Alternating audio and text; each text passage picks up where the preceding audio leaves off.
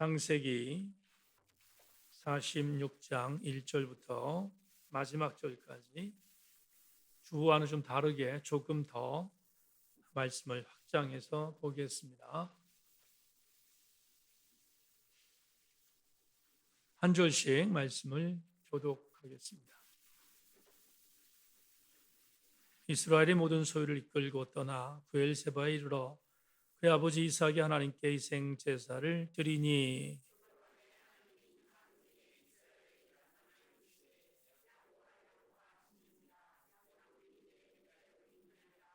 하나님이 이르시되 나는 하나님이라 내 아버지 하나님이니 애굽으로 내려가기를 두려워하지 말라 내가 거기서 너로 큰 민족을 이루게 하리라.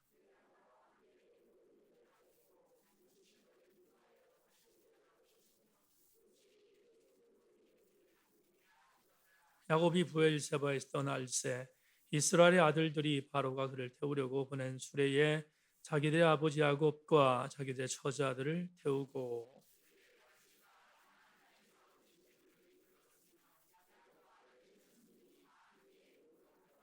이와 같이 야곱이 아들들과 손자들과 딸들과 손녀들 곧 그의 모든 자손들을 데리고 애굽으로 갔더라.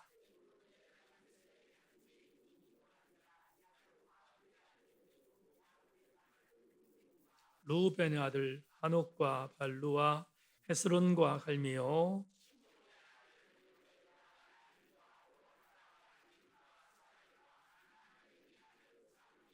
레위 아들들은 게르손과 그앗과 무라리요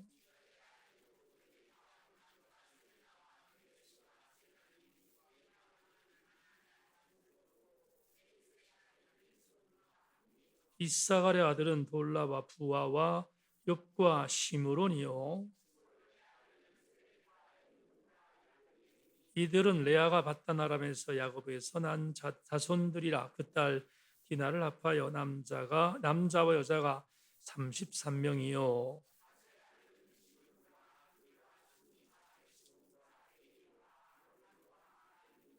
아셀의 아들은 임나와 이스아와 이수이와 부리아와 그들의 누이 세라며 또 부리아의 아들은 헤벨과 말게리니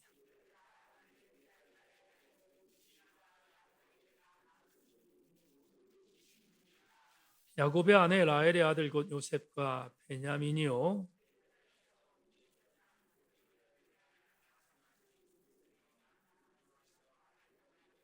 베냐민의 아들 곧 벨라와 베겔과 아스벨과 게라와 나만과 에히와 로스와 뭇밈과 훔밈과 아르이니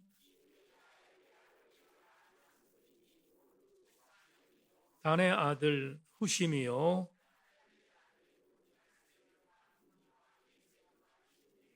이들은 라반이 그의 딸 라헬에게 준 비라가 야곱에게 낳은 자손들이니 모두 7명이라.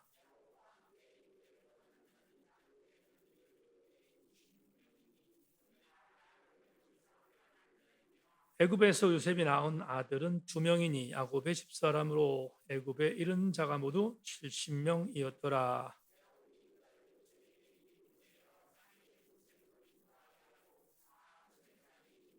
요셉이 그의 수레를 갖추고 고센으로 올라가서 그의 아버지 이스라엘을 맞으며 그에게 보이고 그의 목을 어긋맞추 안고 얼마 동안 울매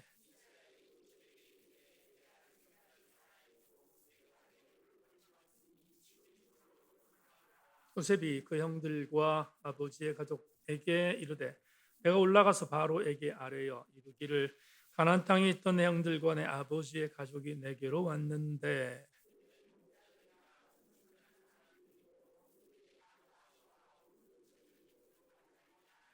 바로가 당신들을 불러서 너희 직업이 무엇이냐 묻거든 당신들은 이르기를 주의 종들은 들었을 때부터 지금까지 목축하는 자이온데 우리와 우리 선조가 다 그러하나이다 하소서. 애굽 사람은 다 목축을 가증히 여기나니 당신들이 고센 땅에 살게 되리이다. 아멘. 조금 길지만 전체를 다 봤습니다. 나의 등 뒤에서 나를 도우시는 주님 찬양하고 말씀을 나누겠습니다.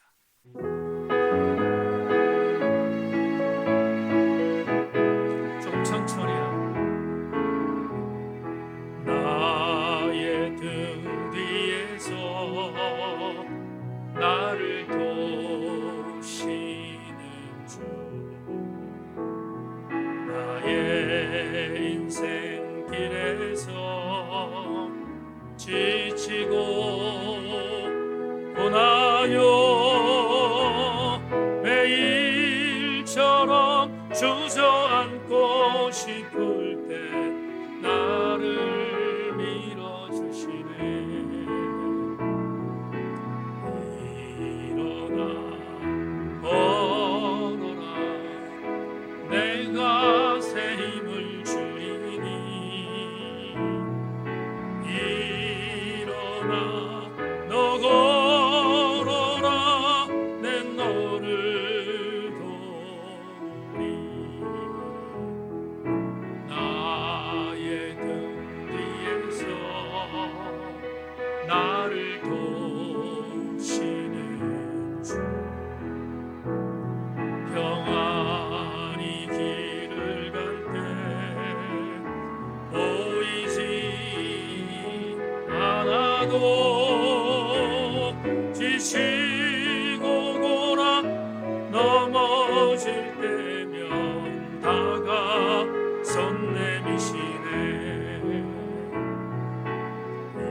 일어나 걸어라, 내가 새 힘을 주리니. 일어나 너 걸어라, 내 너를 도우리.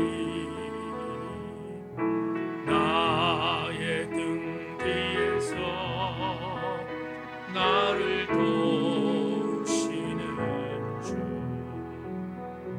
때때로 뒤돌아보며 여전히 계신 주,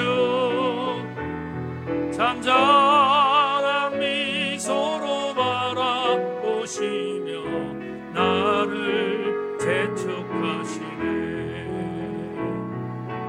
일어나 걸어라, 내가 새 힘을 주리니. 일어나 너 걸어라, 내 너를 도우리.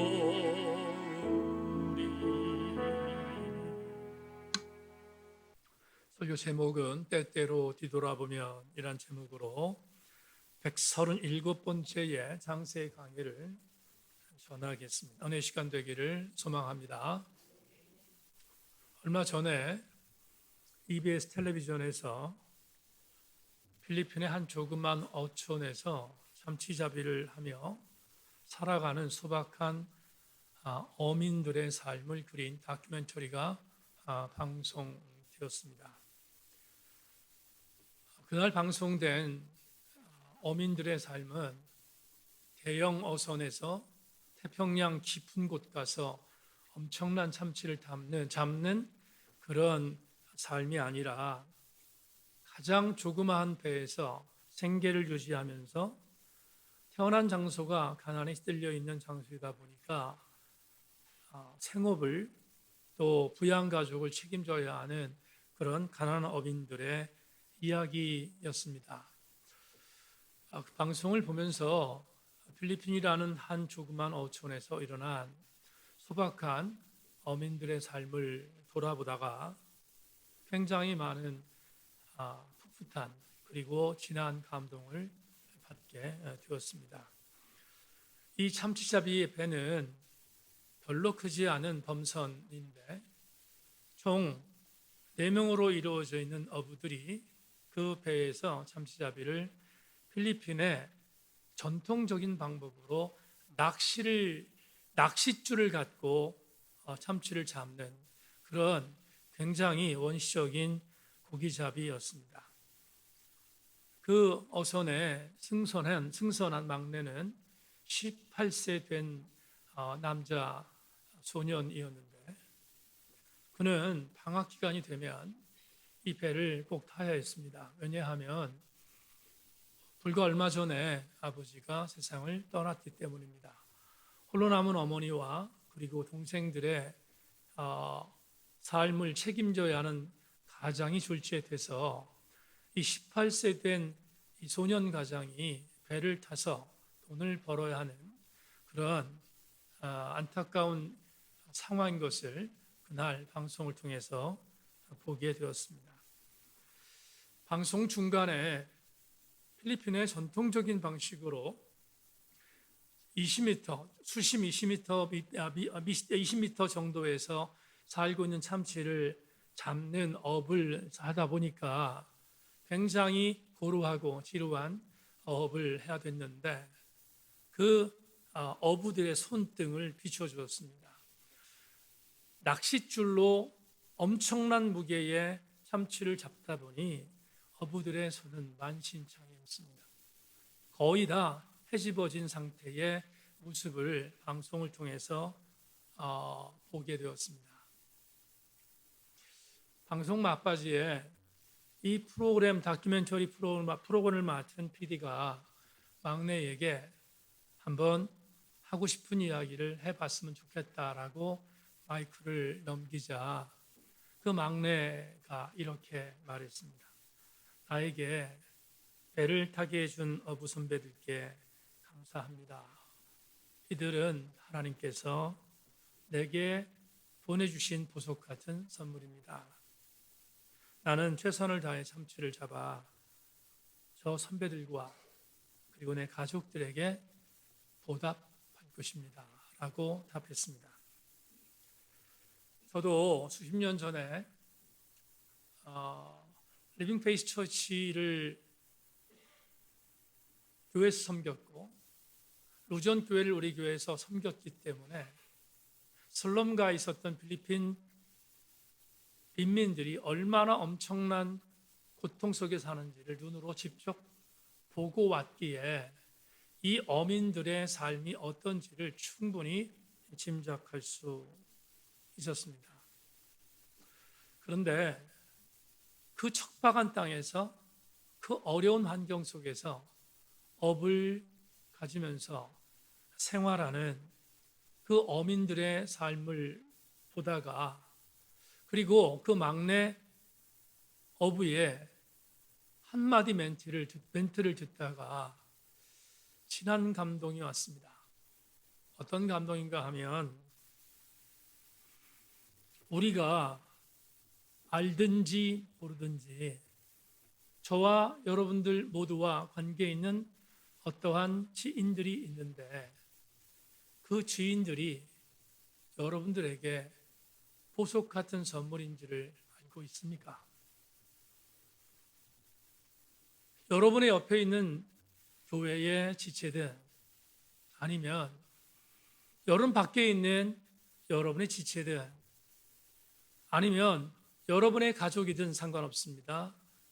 그들을 하나님께서 내게 보내주신 보석 같은 선물이라고 믿고 살아갈 수 있다면 그 사람은 정말로 경제적인 상황과는 상관없이 행복한 삶을 사는 사람이 아니겠습니까? 삶을 뒤돌아보면 오늘 설교 제목처럼 때때로 뒤돌아보면 나에게 해코지를 한 사람, 나에게 선한 일을 행한 사람 누구도 상관없이 모두가 나를 오늘의 나로 만들기 위하여 하나님이 보내준 보석 같은 선물이라고 믿기만 한다면 우리는 우리의 남은 여생을 결코 헛된 삶으로 낭비하지 않을 것이 분명합니다. 오늘 수요 저녁 예배 나오신 사랑하는 교회 여러분, 여러분 옆에 있는 분과 함께 이렇게 한번 인사 한번 해보실까요? 보석 같은 분이십니다. 한번 인사해 볼까요?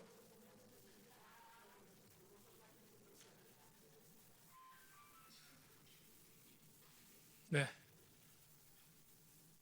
오늘 본문을 보면 신앙적으로 파란만장한 인생을 살았던 야곱이라는 사람의 끝, 말년까지의 인생의 여정이 기록되어져 있습니다. 야곱은 자기의 모든 식솔들을 데리고 애굽으로 이주하기로 마음먹었습니다. 왜냐하면 죽었다고 생각했던 아들이 애굽의 총리가 돼서 아버지를 애굽으로 초청했기 때문입니다. 낯설었지만 야곱은 137년이라고 하는 인생을 살았기 때문에 굉장히 노년의 삶이었음에도 불구하고 살아있는 아들을 만난다는 감격 때문에 애굽으로 내려가기로 결심했습니다. 그런데 오늘 애굽으로 내려가는 여정, 우리에게 대단히 의미 있는 한 텍스트가 본문에 기록되어져 있습니다. 야곱은 아마도 추측하기로는 헤브론이라는 장소에서 살고 있었던 것으로 여겨집니다.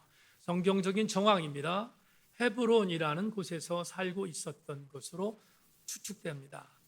그런데 모든 식솔들 데리고 애굽으로 가기 위하여 길을 떠난 뒤 약 32km 정도 떨어져 있는 부엘세바에 도착합니다. 부엘세바에 도착했던 야곱은 그의 모든 식솔들과 함께 하나님 앞에 제단을 쌓았다라고 오늘 본문이 우리에게 알려주고 있습니다. 그러면 여기 나오는 부엘세바는 정말 의미 있는 곳이 아닐 수 없습니다. 야곱이 지금 애굽으로 내려가는 어간 부엘세바, 도착했던 부엘세바에서 제단을 쌓았다고 했는데 이 부엘세바는 야곱에게 있어서는 정말 중요한 장소였습니다. 왜 그랬을까? 그의 할아버지 아브라함이 제일 먼저 하나님 앞에 여호와 하나님의 이름을 불렀던 장소가 부엘세바입니다. 다시 말하면 아브라함이 자기의 모든 식솔들과 가나안 땅에 정착하기 위하여 그랄이라는 곳에 도착했다가 그랄의 터줏대감이었던 아비멜렉과의 계약을 맺습니다. 아비멜렉과의 계약을 맺는 어간 서로 전쟁하지 않기를 약속하고 아비멜렉은 자기의 부하들과 블레셋으로 이동하고 그리고 아브라함은 낯선 땅이었지만 그랄 지역에서 옮겨서 오늘 본문에 나오는 부엘세바에서 하나님께 제사를 드립니다. 그 근거가 창세기 21장 33절에 있습니다. 아브라함은 부엘세바의 에셀나무를 심고 거기서 영원하신 여호와의 이름을 불렀다. 부엘세바에서 첫 번째로 야훼 하나님의 이름을 불렀던 장소가 바로 이것인데 아브라함은 이곳에서 가나안 땅의 정착의 서막을 알리게 됩니다. 이뿐만이 아니라 야곱의 아버지였던 부친이었던 이삭도 매일반입니다. 여러분 아시는 것처럼 이삭도 그랄 땅에 거하게 됐습니다. 그런데 자기 아내 리브가가 너무나 예뻐서 자기의 아내를 아버지처럼 누이라고 속이지 않습니까? 그랄에 살고 있었던 아비멜렉에게 잘못하면 아내를 뺏길 뻔했는데 하나님의 개입으로 리브가가 누이가 아닌 아내는 사실을 알게 되었고 아비멜렉과의 화친을 도모하게 됩니다. 그러나 아비멜렉의 후손들은 이방의 사람이 와서 자기의 땅 그랄에서 뭔가 정착하고 그곳에서 뭔가 살고 싶어하는 것의 시기를 얻게 됩니다. 아시는 것처럼 그곳에서 이삭은 가는 곳마다 우물을 팠습니다. 우물에 소문이 나왔습니다. 그러자 그랄 목자들이 와서 이삭이 팠던 우물들을 메웠습니다. 방해했습니다. 그러면 싸우지 않고 옮깁니다. 그렇게 했던 장소들이 쭉 나옵니다. 에색, 로봇, 그리고 마지막으로 정착했던 장소가 어디입니까? 부엘세바입니다. 마지막 정착했던 이삭이 정착했던 부엘세바에서 이삭이 뭘 했는가? 창세기 26장 13절로 25절은 이렇게 증언합니다. 이삭이 거기서부터 부엘세바로 올라갔더니 그 밤에 여호와께서 그에게 나타나 이르시되 나는 내 아버지 하나님의 아브라함의 하나님이니 두려워하지 말라. 내 종 아브라함을 위하여 내가 너와 함께 있어 내게 복을 주어 내 자손이 번성하게 하리라 하신지라.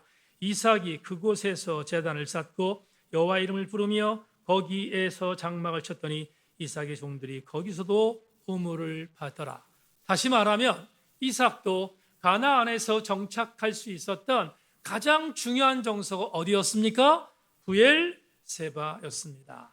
그런데 오늘 본문은 아브라함도 제단을 쌓았고 아버지 이삭도 제단을 쌓았던 그 부엘세바에 애굽으로 내려가던 야곱이 도착했습니다.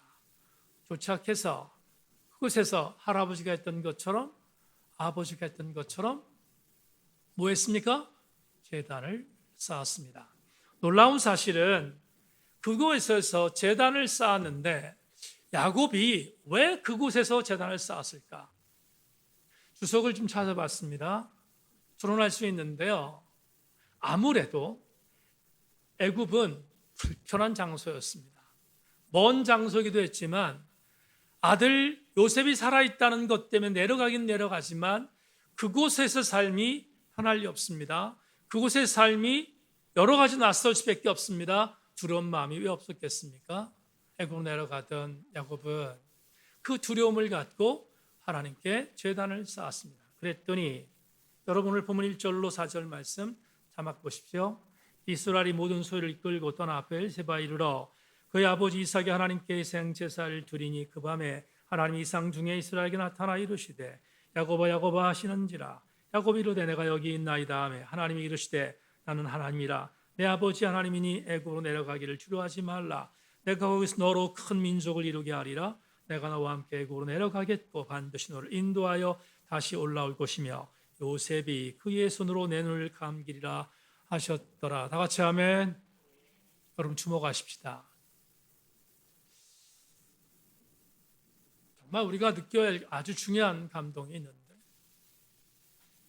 두려웠습니다. 애굽으로 내려가는 것이 낯설었습니다. 할아버지와 아버지가 제단을 쌓았던 그 제사 다시 한번 제단을 쌓고 여호와 하나님을 경배했습니다. 그러자 그 현장에 하나님이 야곱에게 오셨습니다. 교우 여러분, 우리가 하나님께 예배하면 하나님도 우리에게 오시는 하나님이심을 믿습니다. 내가 하나님 앞에 예배를 드릴 때 야곱에게 찾아오신 하나님은 여지없이 오늘 우리에게도 오시는 하나님인 것을 기억할 수 있기를 주의 이름으로 소망합니다. 하나님이 오셨습니다. 야곱에게 오셨습니다. 137세 된 야곱에게 오셨습니다. 그리고 5가지를 알려주십니다. 첫 번째, 나는 그 하나님이다. 한번 따라합시다. 나는 그 하나님이다.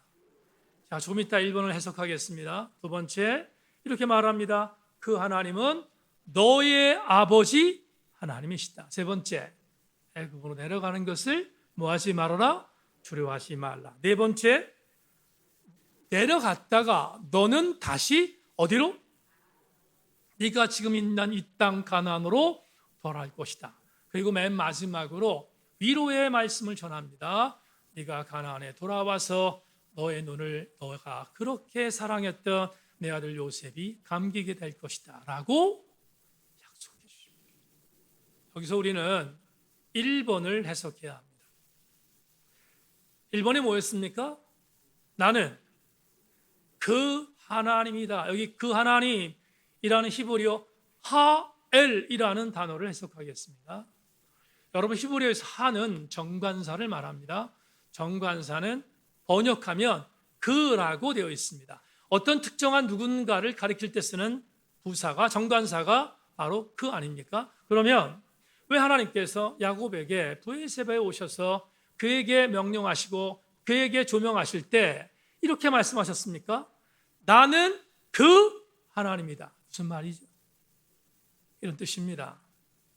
야곱아, 내 할아버지 아브라함에게 축복했던 하나님 나야. 내 아버지 이삭에게 축복했던 하나님 나야. 그걸 표현한 겁니다. 나는 그 하나님이야. 이렇게 말씀하는 거예요. 얼마나 큰 위로가 되었겠습니까? 정말 큰 위로였을 것입니다. 왜? 인격적이셨잖아요. 얼마나 인격적으로 오셔서 야곱에게 안위하십니까? 이렇게 권면했던 그 하나님이라는 이 단어 하나만 갖고도 저는 정말 설교 준비하면서 이런 저런 감동이 제게 임했습니다. 사랑하는 여러분, 브엘세바에 오신 하나님은 야곱에게 이렇게 말씀하신 겁니다. 야곱아, 애굽에 내려가는데 염려되지? 그런데 걱정하지 말아라. 너의 할아버지에게 내가 복을 주었고 너의 아버지에게 내가 복을 주었는데 내가 그 하나님인데 나는 여전히 너에게도 복을 줄 거야. 약속하는 거예요. 그러니 야곱이 얼마나 감사했겠습니까? 그리고 우리 아는 것처럼 야곱은 드디어 애굽행을 시도하고 애굽에 도착하게 됩니다. 여기까지만 해석을 하더라도 우리는 오늘 설교의 레마를 찾을 수 있습니다. 지금까지 여러분에게 드렸던 말씀만 갖고도 레마의 은혜를 나눌 수 있습니다. 상황 보겠습니다. 때때로 뒤돌아보면 야곱의 하나님이 오늘 우리 세인교회 성도들의 하나님이신 것에 대한 감동이 오늘 본문에 들어 있습니다. 명심하십시다. 야곱의 하나님은 오늘 우리들의 하나님 것을 믿기를 주의 이름으로 소망합니다. 우리가 창세기 41장을 나눌 때 다시 한번 보겠지만 다음 주쯤 돼서 41장 보겠죠? 여러분, 애굽에 도착했던 야곱을 요셉이 맞이합니다. 그리고 자기의 주군이었던 바로에게 아버지가 도착했다는 이야기를 합니다. 그래서 바로 궁으로 바로가 요셉의 아버지와 그리고 식구들을 초청합니다. 그리고 그런 뒤에 바로가 야곱에게 나이가 훨씬 더 많았을 것입니다. 야곱에게 이렇게 묻습니다. 내 나이가 얼마인가? 라고 묻습니다. 내 나이가 얼마인가? 라고 묻자 이방 땅에 왔던 야곱은 바로에게 머리를 숙이며 이렇게 답합니다. 창세기 47장 9절을 먼저 한번 보겠습니다. 야곱이 바로에게 아뢰되 내 나그네의 길의 세월이 130년이니이다. 내 나이가 얼마 못 되니 우리 조상의 나그나의 길의 연주에 미치지 못하나 험악한 세월을 보내었나이다. 137년을 살았던 야곱이 바로 앞에서 자기 인생의 뒤안길을 뒤돌아본 뒤에 정의한 게 뭐예요? 험악한 세월이었습니다 라고 고백하잖아요. 빠른 속도로 반추해 보겠습니다. 젊은 나이에 혈기에 엄마의 명을 따라서 형을 속였습니다. 파란만장했던 야곱의 인생 중에 피난길이 됩니다. 외삼촌 밧단아람에 있는 외삼촌 라반의 집으로 피신했습니다. 거기서 20년 동안 살았습니다. 노예로. 우리가 공부해 왔으니까 이해할 수 있습니다. 노예로 살았습니다. 그곳에 수많은 질곡과 배신과 그리고 비인격적 대우를 받았습니다. 그러나 하나님께서 때때마다 야곱을 도우셨습니다. 때가 되어 20년 만에 고향으로 돌아가는데 고향에 돌아간 어간 제일 먼저 20년 전에 자기를 속였던 야곱이 돌아온다는 이야기를 듣는 형이 야복강께서 기다리고 있습니다. 오면 죽이겠다는 것입니다.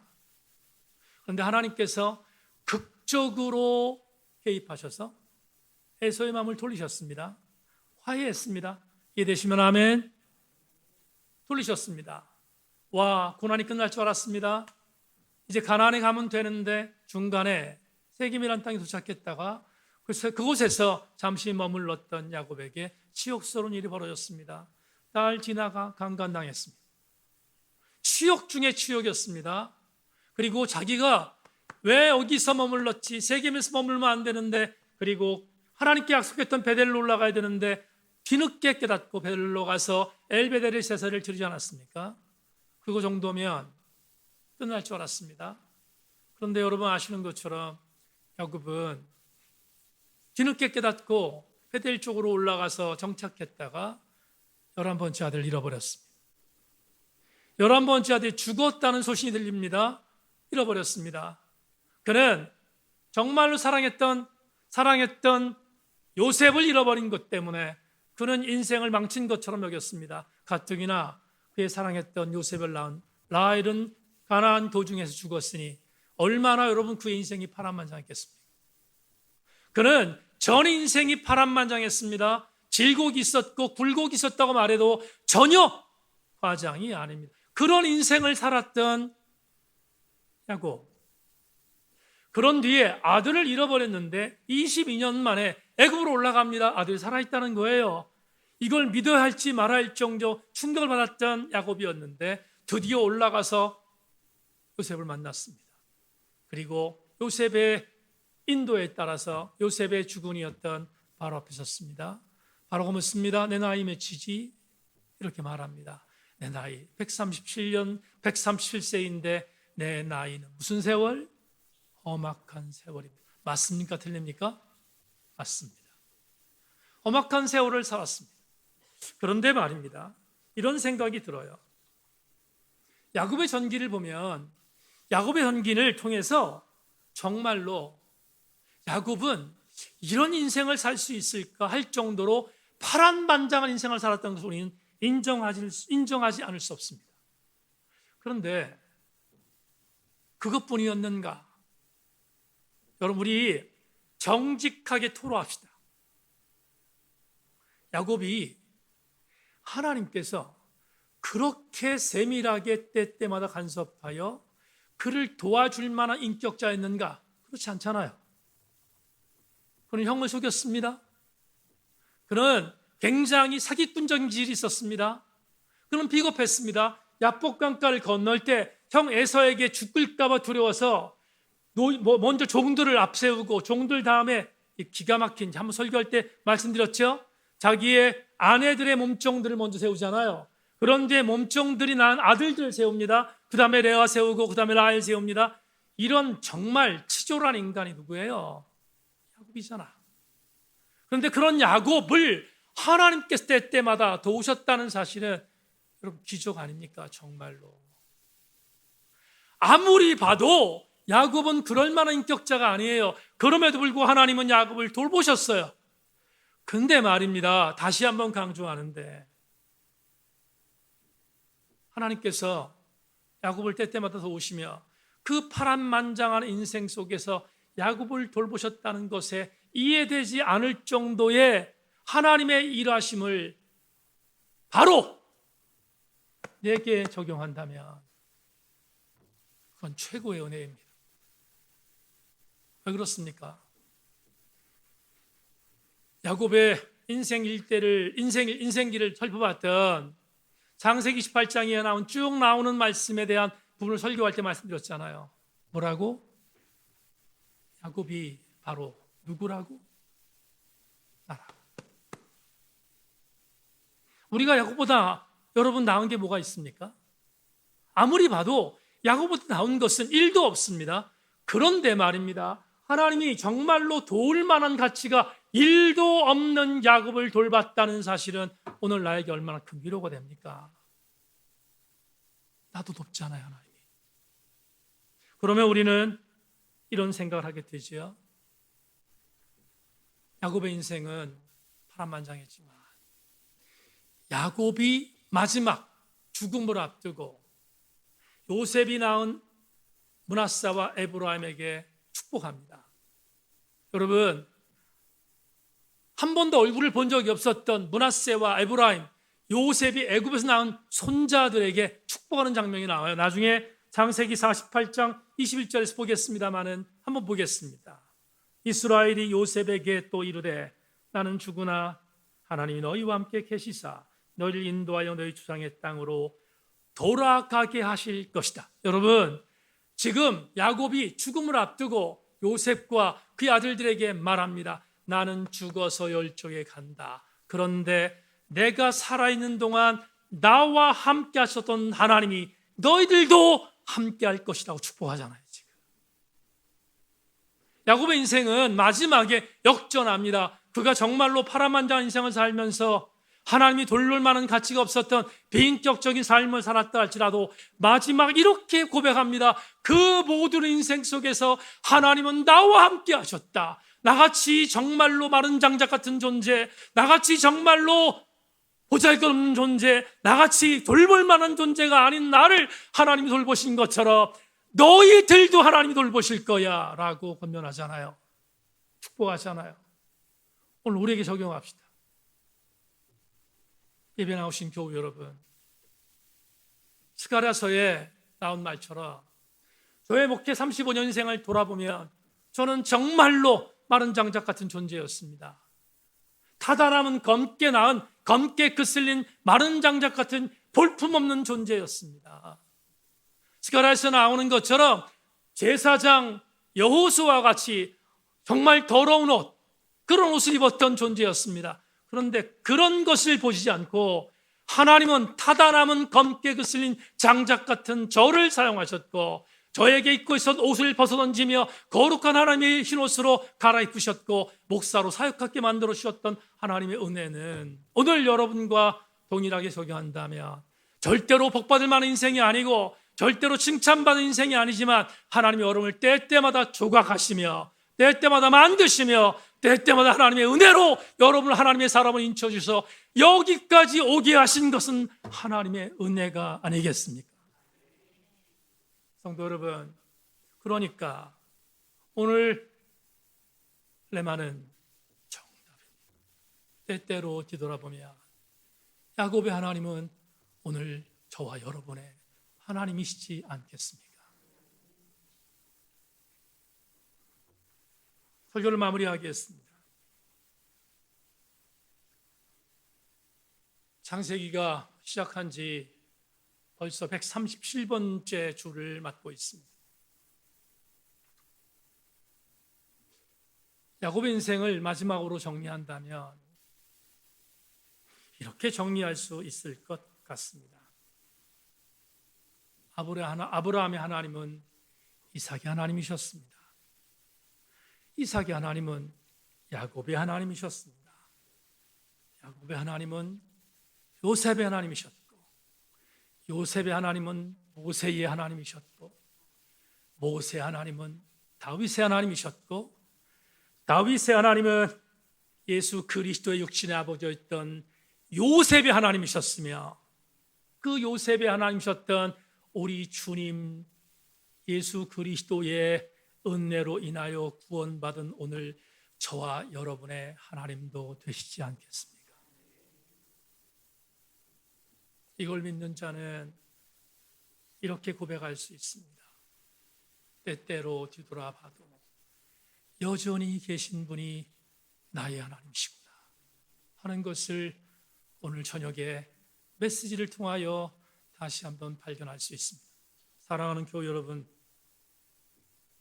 야곱이 브엘세바에서 제단을 쌓을 때 야곱에게 오셔서 주님 이렇게 말씀하셨습니다. 야곱아, 야곱아,